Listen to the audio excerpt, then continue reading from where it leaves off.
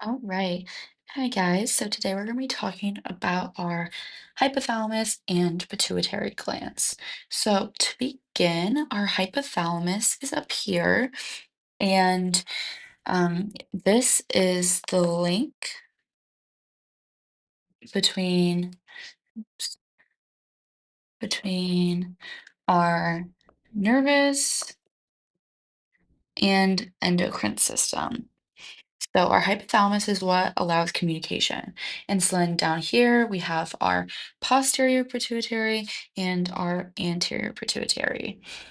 And so these cells up here are our neuroendocrine cells. And we call them that because they are part of the nervous system and the endocrine system. So that's why we call them that. And then here, where they synapse directly onto blood vessels that are like part of the posterior pituitary. So they synapse onto posterior pituitary vessels. And when they synapse onto these vessels, they release hormones. And we'll get into those hormones a little bit later.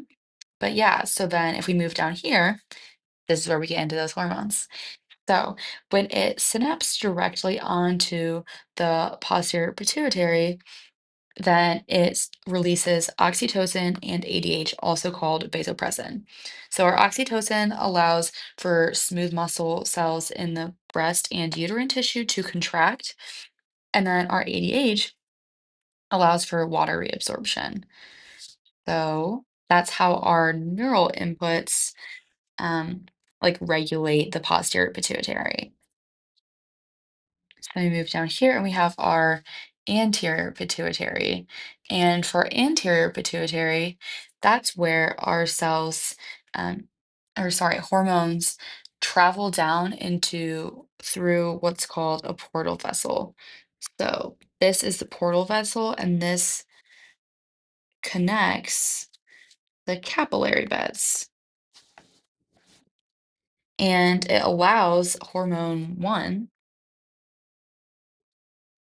from the hypothalamus to release into the anterior pituitary.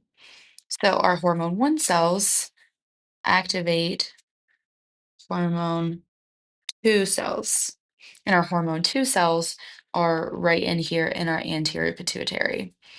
And then after those hormone 2 cells are released, then they flow out and they are allowed to activate the other cells. So then moving down here to our final slide, basically this is just like a really good kind of summary slide. So for our hypothalamus to our posterior pituitary, our hormones are released outside the hypothalamus directly into the bloodstream. Remember those blood vessels synapsing onto there. And then here for our hypothalamus and our anterior pituitary, they're released inside the hypothalamus. And then they like leave the circulation and act within the anterior pituitary.